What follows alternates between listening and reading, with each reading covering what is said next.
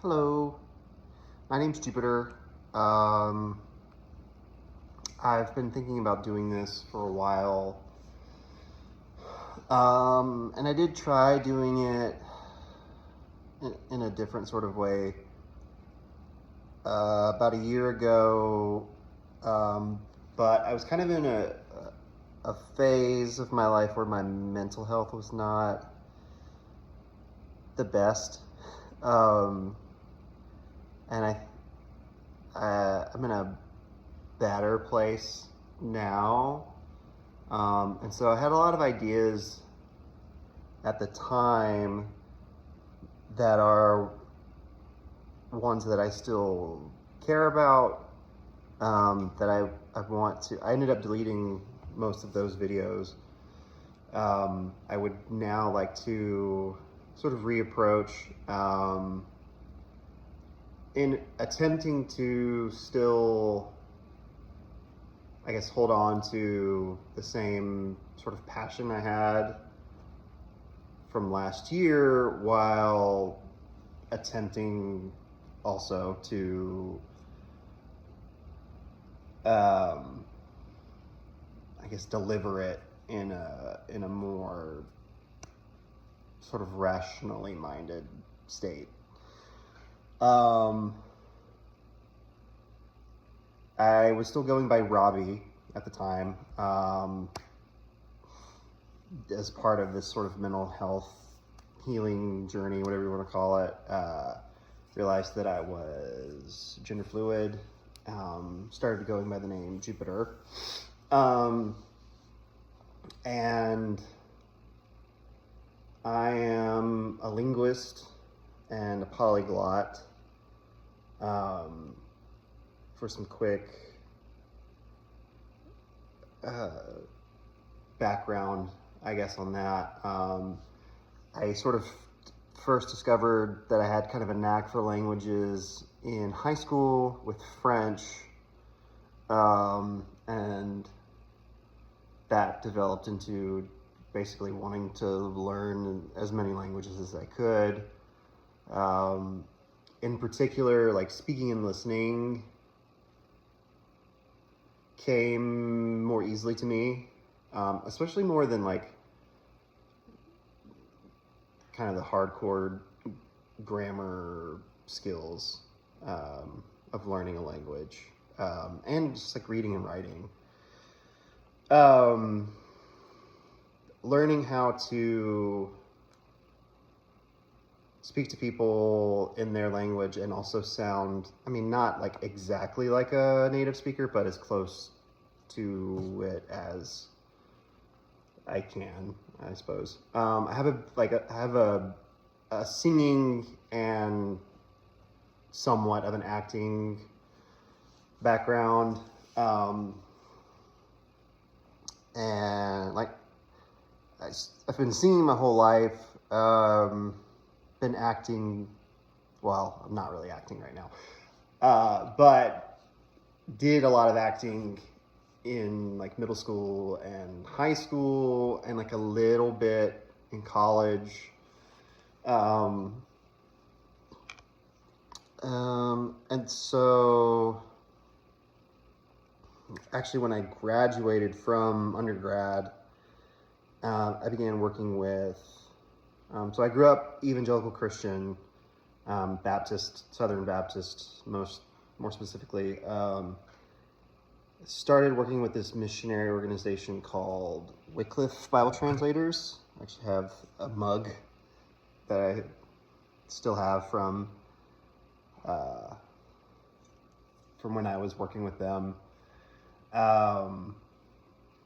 And I had a journalism background in university, so I worked for them as a writer in the communications department, and I primarily wrote articles, that described the different languages and cultures of Eurasia, which means different things for different people, but for us included Europe, Central Asia, the Middle East, and sort of unofficially North Africa, because North Africa is culturally similar to the Middle East. And so with that, while I was doing that, I lived in North Africa for about a year and a half. And then I lived in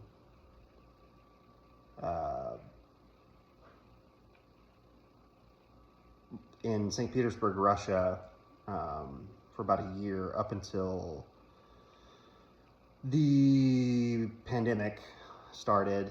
And by that point, like, COVID definitely had an influence on me leaving, but I also was going through a pretty heavy deconstruction phase, while also kind of at the same time becoming more drawn to Catholicism. I actually started what was then still called RCIA, it's now called OCIA, in the fall of 2020, and was confirmed as a Catholic on Easter of 2021. And then moved out to Albuquerque, New Mexico for a year to teach Spanish at a Catholic middle school. And there were things I liked about it and things that I didn't, I guess.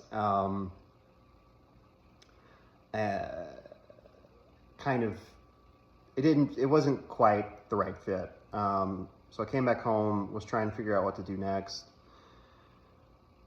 Decided that language was still important, and I had a little bit of linguistics education while I had been working with Wycliffe, so I decided to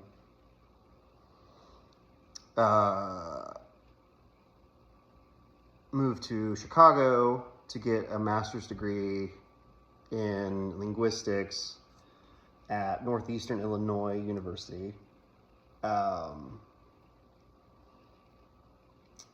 And finished that in 2024. I then attempted to do a second master's at the University of Chicago in Middle Eastern Studies. The school year of 2024-2025. Unfortunately, was not able to finish that due to a combination of a lot of academic burnout, as well as just financial constraints.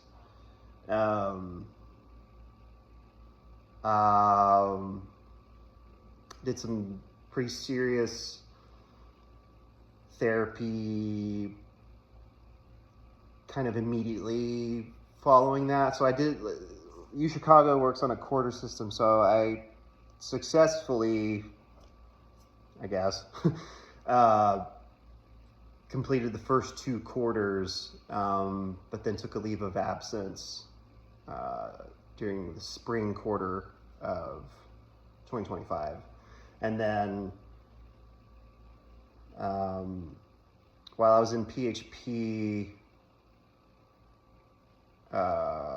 back home here in Nashville last summer, decided to sort of officially withdraw from the school, which was disappointing and like kind of discouraging, because I kind of had this, I don't know, we all kind of have this vision of sort of who we want to be, and I kind of thought I had lost that. But I also had some frustrations with the way that academia kind of generally speaking, treats learning languages. And I think it's something that linguists have a better understanding of, because I went from being in a frankly more progressive, albeit smaller and less funded university of Northeastern, where I had a lot of good professors who understood like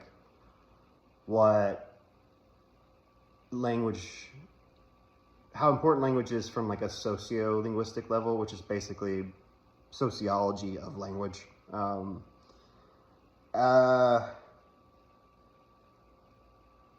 went from that to Chicago, not into linguistics, but into more of a philological, which is a fancy word for like study of the language. It's like of a particular language itself, as opposed to linguistics being the study more of like the science of language. So like philology and history in pertaining to the Middle East and North Africa. I hate adding on North Africa as this sort of like throwaway addition.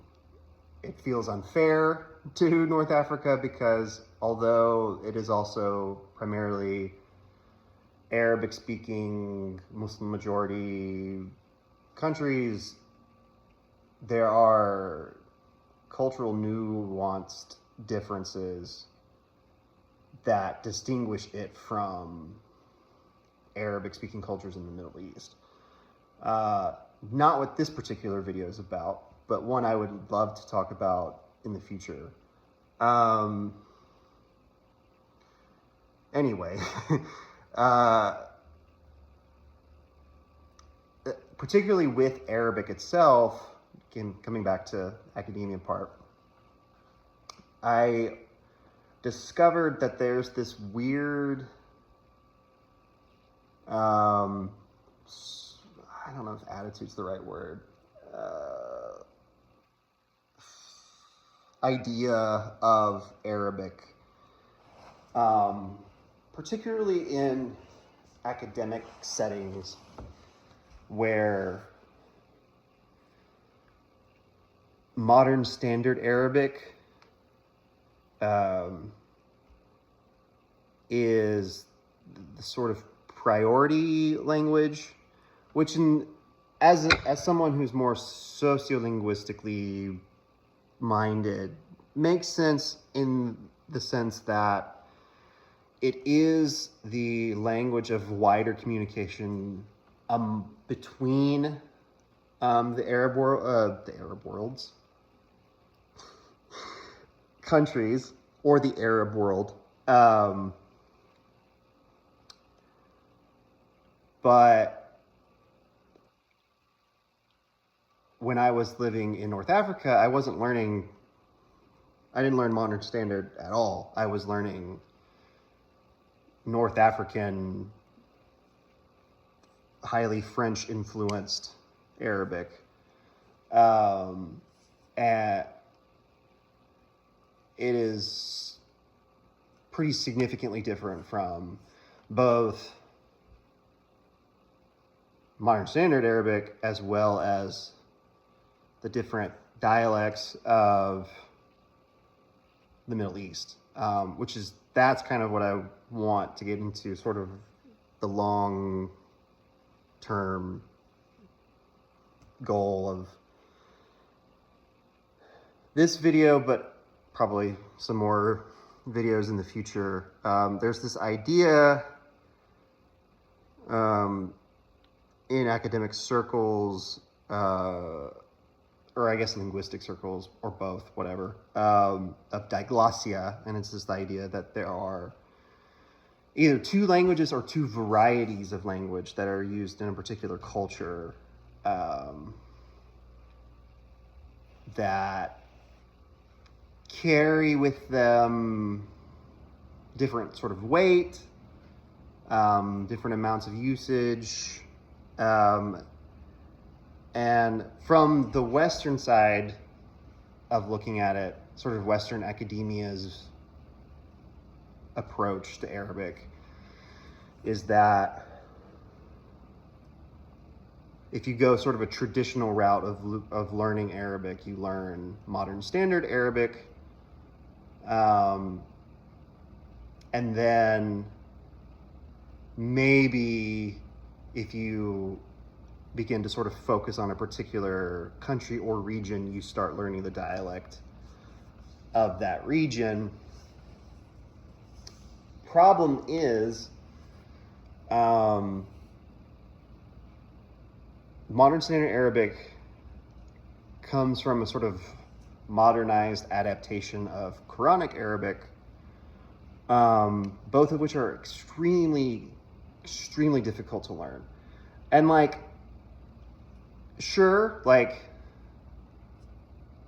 that in and of itself is not a bad thing. I think a lot of people want the challenge of learning a language that is difficult. But from my time spent in North Africa, I learned from local friends that like modern standard Arabic is difficult for them to learn as well. And the way that I've heard it described is like if you attempt to use modern standard Arabic or Fusha, I might start saying Fusha because it's shorter, with like normal everyday people, like at a grocery store, I was told that it's kind of the equivalent of speaking like Shakespearean or like early modern English in an American setting. Like, dost thou have mine apple? I don't know, whatever. Like, kind of silly, old-timey sounding.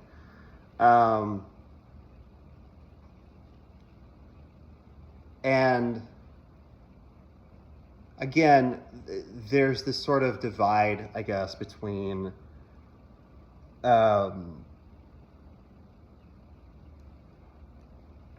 prestigious language and sort of common everyday language, which makes sense. Like, as an English speaker, there's some of that, but the problem with Arabic is that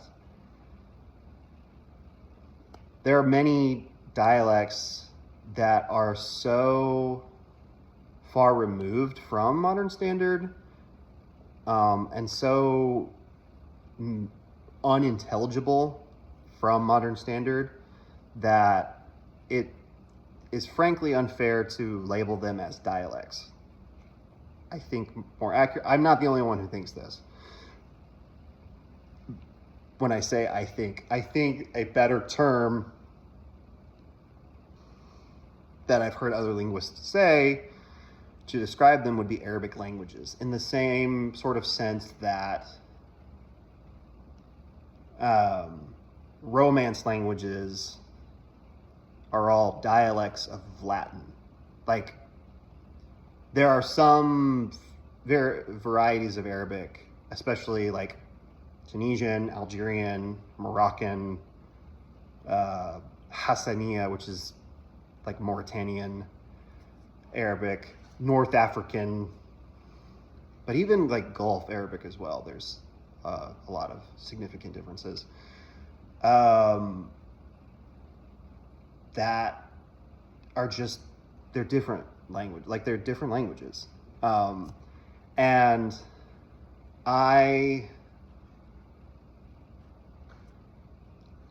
not gonna name names, but I had a professor who compared uh, the dialect phenomenon in Arabic to the linguistic differences in what some people call Serbo-Croat,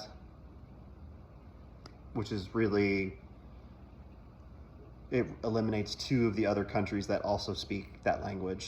Serbian, Croatian, Bosnian, and Montenegrin are all technically the same language with slight accent differences.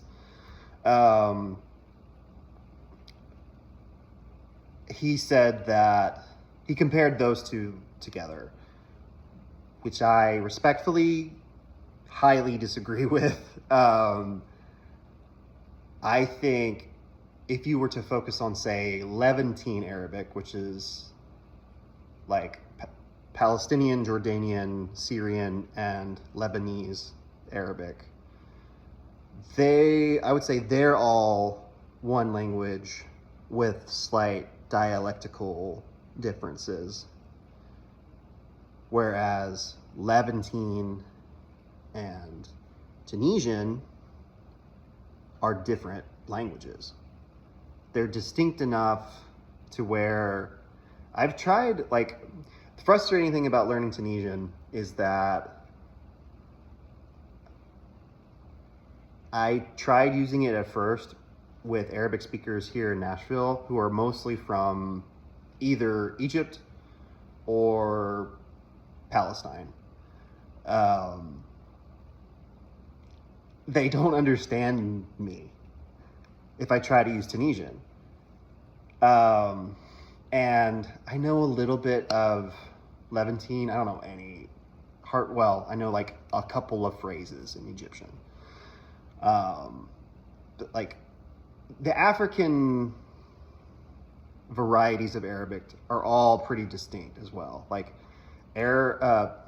Egyptian Arabic is pretty distinct from Libyan Arabic, which is actually kind of close to Tunisian Arabic, except without any of the French influence, because it was never a French colony. It was very briefly an Italian colony, but it was never a French protectorate like Tunisia was.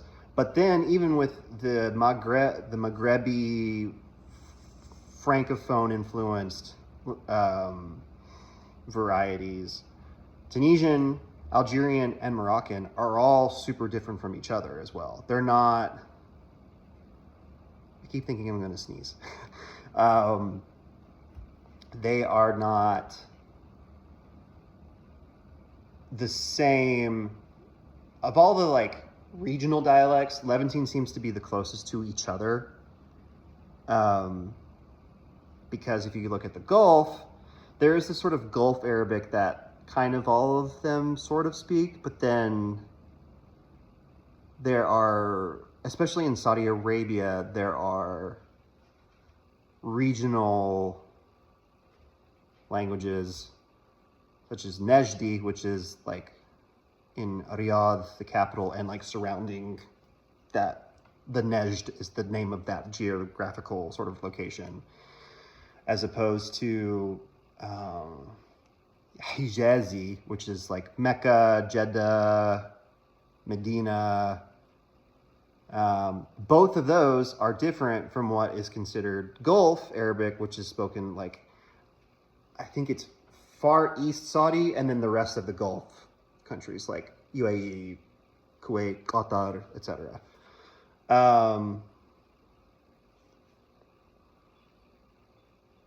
Like to equate all of that variety and difference into one and still like label it as one language, although like sure, deep,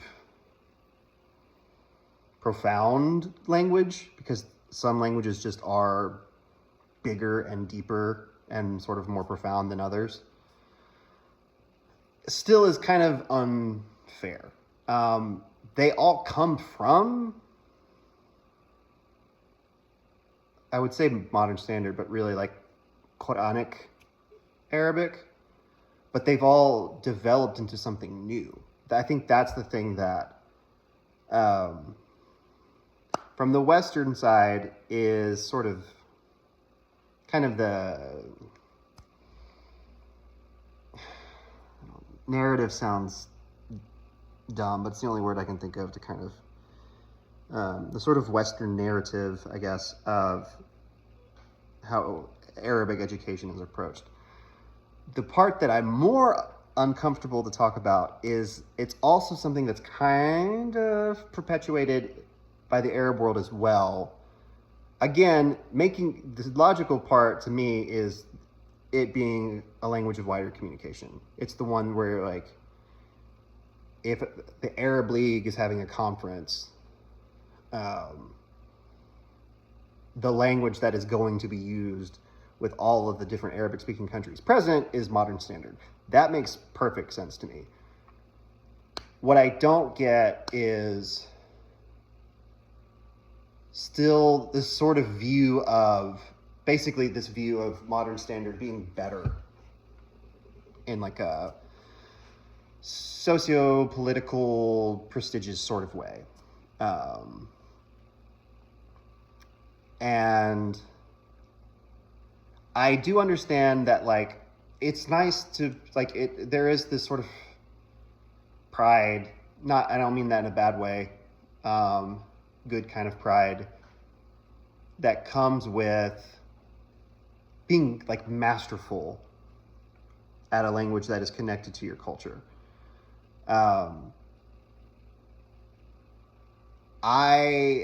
It's basically, it's not my, like, priority personally as a linguist wanting to understand how language works. I want to know more about, like, what people are talking about on a day-to-day basis. In linguistics, there's these two terms that get used a lot as sort of compare contrast, being prescriptivism and descriptivism. A prescriptive approach to language is like using French, using my experience with French as an example. I learned French in a very prescriptive way.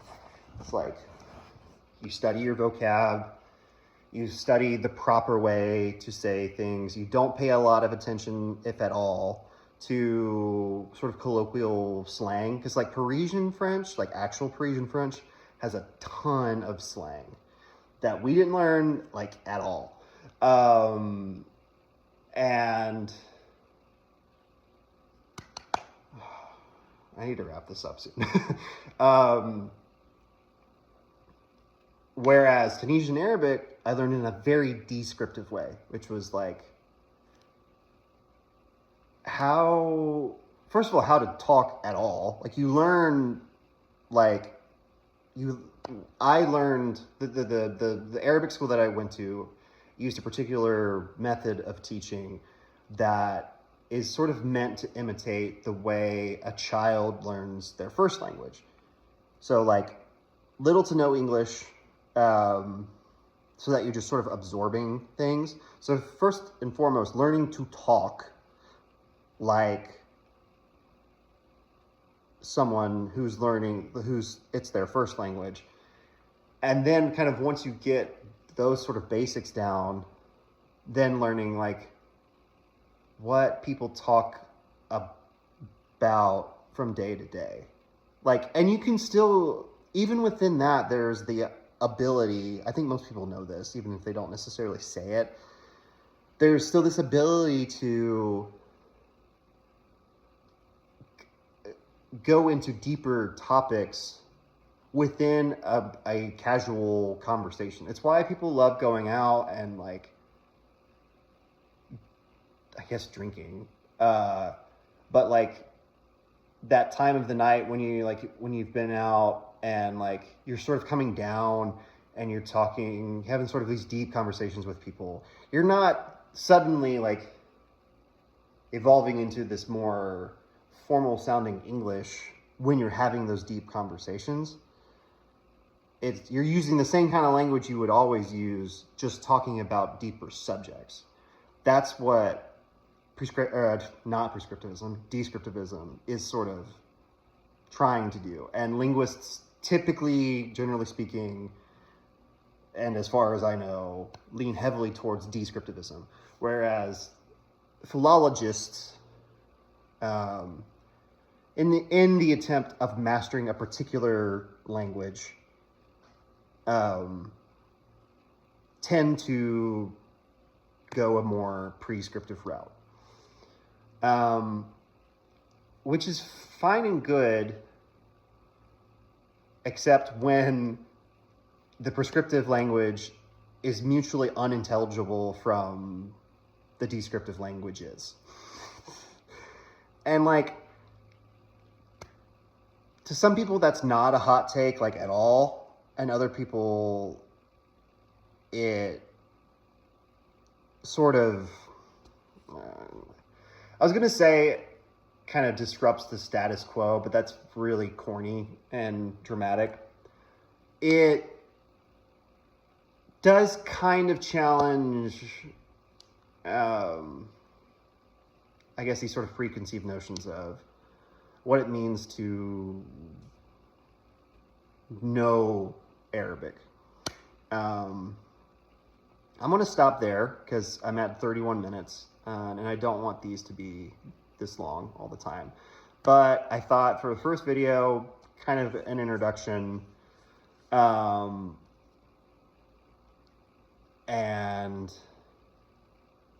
as well as getting into like the first sort of topic that I wanted to get into, which was Arabic diglossia. I want to talk primarily about Semitic languages in general. I guess mostly focusing on forms of Arabic, Hebrew, and Aramaic, because there are still dialects of Aramaic that are still spoken today by a lot of people. But I do have a background in Russian as well, so like a little bit of Slavic languages will be fun.